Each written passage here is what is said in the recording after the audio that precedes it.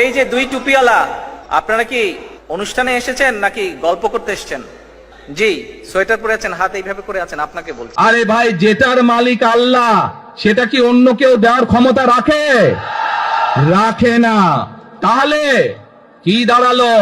নির্বাচনের আগেই একটি দল এই দিব ওই দিব বলছে, টিকিট দিব বলছে না? যেটার মালিক মানুষ না, সেইটার কথা যদি সে বলে, এক সেরে কি করা হচ্ছে? হচ্ছে না?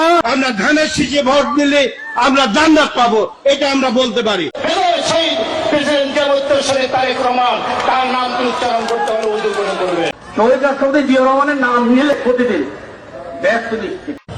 বেগম খালেদা জিয়া যার নাম উচ্চারণ করলে মুখটা পবিত্র হয়ে যায়। জিয়াউর হাতে করা দল তার শীষে ভোট দিলে আপনারা অবশ্যই জান্নাতুল ফেরদৌস আশা করতে পারেন।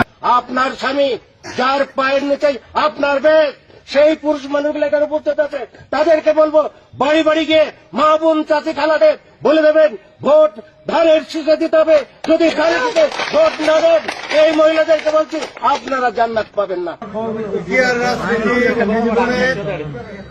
আমি মক্কা মনে করি সাধারণ তুদলির এই বাড়িটাকে নেতা এই হযরত ওমর রাদিয়াল্লাহু আনহু চার খলিফার এক খলিফা, আমার নেতা শহীদ প্রেসিডেন্ট জিয়াউর রহমান চার খলিফার মতো একজন, আমার নেতা তারেক রহমান, হযরত আলী রাদিয়াল্লাহু আনহু, আমার নেতা মা ফাতেমা, বেগম খালেদা জিয়া।